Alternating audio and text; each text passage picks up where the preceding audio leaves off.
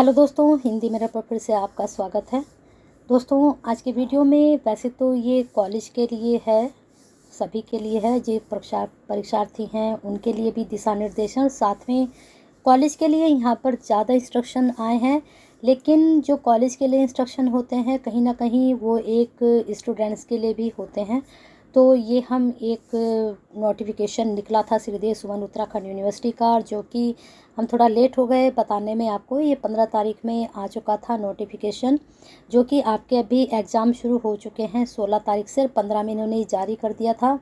तो इसमें इन्होंने बीए, बीएससी, बीकॉम जिनकी अभी परीक्षाएं चल रही हैं, मेन एग्ज़ाम जो चल रहे हैं आपके, उसके आधारभूत पर पाठ्यक्रम हेतु केंद्राध्यक्ष और परीक्षार्थियों के लिए आवश्यक दिशा निर्देश इन्होंने जारी किए हैं। जो स्टूडेंट्स एग्ज़ाम दे रहे हैं उन्हें पता चल चुका है, लेकिन जिन्होंने अभी तक एक भी पेपर नहीं दिया है तो वो स्टूडेंट्स इस वीडियो को पूरा ज़रूर देखें, तभी आपको सारी बातें पता चल पाएंगी कि क्या इंस्ट्रक्शन है जब आप एग्ज़ाम देने जाएंगे।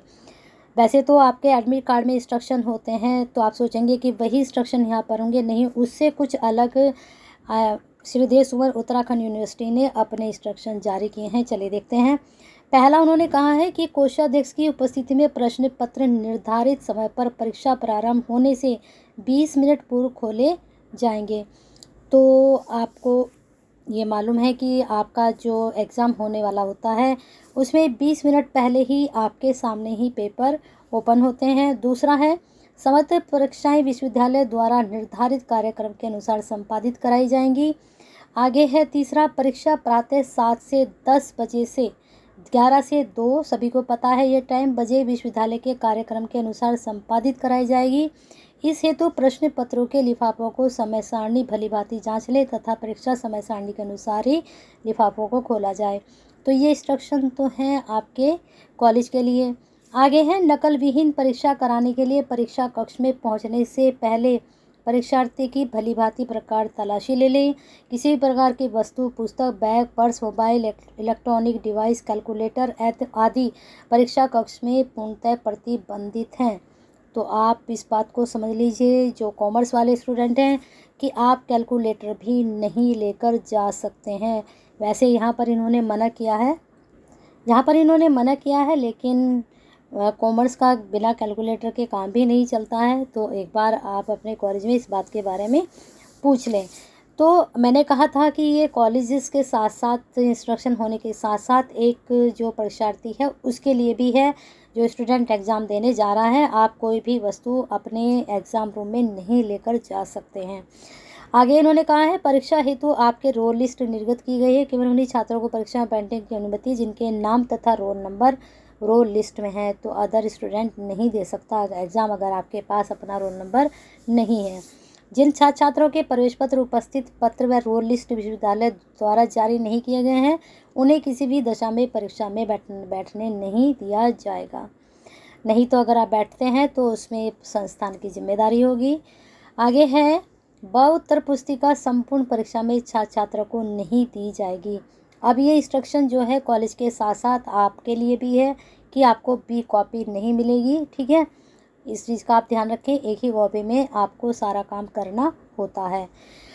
नेक्स्ट है, परीक्षा केंद्र में किसी भी प्रकार की नकल सामग्री का उपयोग करते हुए अगर आप पकड़े जाते हैं, परीक्षार्थी पकड़े जाते हैं, तो उसे प्रथम उत्तर पुस्तिका सील कर सेकंड उत्तर पुस्तिका दी जाएगी तथा दोनों को अलग से साक्ष्यों सहित विश्वविद्यालय को प्रेषित भी किया जाएगा।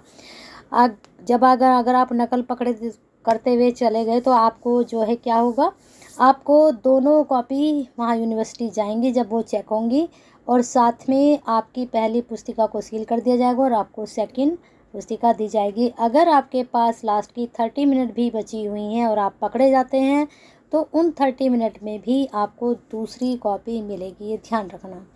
लास्ट के 15 मिनट में भी आपको छोड़ा नहीं जाएगा। चलिए आगे चलते हैं। प्रत्येक परीक्षा कक्ष में शुद्ध पेयजल तथा, ये तो कॉलेज का है, परीक्षा के सुचारू संचालन हेतु ये भी कॉलेज के हैं। आगे है, हाँ, एक चीज़ ये स्टूडेंट्स के लिए ये वाली लाइन इन्होंने कहा है कि अगर परीक्षा के सुचारू सफल संचालन हेतु आप अपने केंद्र पर सभी आवश्यक व्यवस्था करेंगे। आवश्यक पुलिस व्यवस्था के लिए अपने शहर के वरिष्ठ पुलिस अधीक्षक अपने क्षेत्र के थाना को भी सूचित करेंगे। तो अगर आप कुछ इस तरह का केस करते हैं ये वाला, तो आपके पुलिस कस्टडी में भी भेजा जा सकता है, तो इस चीज़ का आप ध्यान रखें। कक्ष निरीक्षक ये हम लोगों के लिए है कि यह सुनिश्चित कर लें कि परीक्षार्थी ने अपना अनुक्रमांक, नामांकन संख्या, केंद्र कोड, विषय कोड सही लिखा है। इसके उपरांत ही हस्ताक्षर करें। ये हमारे लिए इंस्ट्रक्शन है। चलिए आगे देखते हैं। परीक्षा भवन के दरवाजे आधे घंटे पहले खोले जाएंगे। आधा घंटा पहले आपको पहुंचना होता है। बैठने की व्यवस्था इस प्रकार से हो, स्थान छोड़ा जाए। ये प्रवेश पत्र की द्वितीय प्रति केंद्राध्यक्ष द्वारा परीक्षार्थी की असंपूर्ण पहचान करने के पश्चात ही निर्गत करें। किसी भी परीक्षार्थी के परीक्षा प्रारंभ होने के पश्चात परीक्षा कक्ष में आने की अनुमति नहीं दी जाएगी। अगर आप 5 मिनट भी लेट हैं, 10 मिनट भी लेट हैं, तो आपको नहीं दिया जाएगा परमिशन। और यदि वरिष्ठ केंद्राध्यक्ष विलम्ब से आने के कारण से संतुष्ट हो तो उसको आधे घंटे की छूट दे सकते हैं, यानी कि आधे घंटे के बाद तक आप आ सकते हैं। कोई जनरल आपका रीज़न हो जिससे आप लेट हो गए हैं। तो इस प्रकार से आगे चलते हैं। 16 इन्होंने डाला है, परीक्षा की समाप्ति 15 मिनट पहले कक्ष निरीक्षक परीक्षा कक्ष में घोषणा करे कि सभी अपनी जो उत्तर पुस्तिका है उसको जमा करने से पहले उसमें दिए गए निर्देशों को ध्यानपूर्वक पढ़ें। इसके अतिरिक्त समय नहीं दिया जाएगा। ठीक है, तो आपकी कोई भी शीट तो होती नहीं कि जो आपको बांधनी है या टाई करनी है। आपकी एक ही कॉपी रहती है। आपने सारी चीज़ें ठीक से पढ़ ली हैं। कई बार जो है आपकी कॉपी पे जो आपके इन्विजिलेटर आते हैं साइन करने, हो सकता है उनसे कहीं कोई मिस्टेक, वैसे तो होती नहीं है, सभी ध्यान से करते हैं, लेकिन गलती किसी से भी हो सकती है। तो एक स्टूडेंट्स की भी रेस्पॉन्सिबिलिटी बनती है कि वो अपनी जितनी एंट्री है उनको ठीक से फिल करे। कहीं ऐसा ना हो कि आपने जो गलती की और दूसरे सामने वाले ने भी वो देखा नहीं और चेक हो गया, तो उससे क्या होगा, वो आपकी गलती ज़्यादा मानी जाएगी। ठीक है, वैसे तो उनकी भी मानी जाएगी, लेकिन आपकी, इसलिए इस चीज़ का ध्यान रखें। नेक्स्ट है, परीक्षा का समय समाप्त होने से पहले किसी भी परीक्षार्थी को परीक्षा केंद्र छोड़ने की अनुमति नहीं दी जाएगी। आपका 10 बजे पेपर ख़त्म हुआ, आपकी कॉपीज़ जमा हो रही हैं, तो आप रूम तब तक नहीं छोड़ सकते हैं जब तक आपकी कॉपियाँ कलेक्ट करने के बाद काउंट ना हो जाए कि हमने सही कॉपी सब स्टूडेंट से ले ली हैं। नेक्स्ट है, समस्त उत्तर पुस्तिकाओं के बंडलों पर केंद्र संख्या, ये कॉलेज का है। ठीक है, जब वहाँ वो बंडल बन जाते हैं तो ये कॉलेज के लिए है। आगे है, उत्तर पुस्तिकाओं के बंडलों, ये भी कॉलेज के लिए इंस्ट्रक्शन है। तो हमें तो जो है स्टूडेंट्स के लिए थोड़ा सा हम लेकर आए थे ये चीज़ें, कि बहुत से स्टूडेंट्स क्या करते हैं, बहस करने लगते हैं कि नहीं, इस तरह का कहीं कुछ नहीं है, कहाँ लिखा है हमें दिखाओ। तो इस वजह से मैं ये इंस्ट्रक्शन लेकर आई थी कि जो स्टूडेंट अभी तक एग्ज़ाम देने नहीं गए हैं तो इन इंस्ट्रक्शन का ध्यान रखें और तभी अपना एग्ज़ाम देने के लिए अपने कॉलेज या फिर अपने विश्वविद्यालय में जाएं। तो बने रहिए हिंदी मिरर के साथ ऐसे ही महत्वपूर्ण इन्फॉर्मेशन के लिए। और सब्सक्राइब नहीं किया है तो कर लीजिए।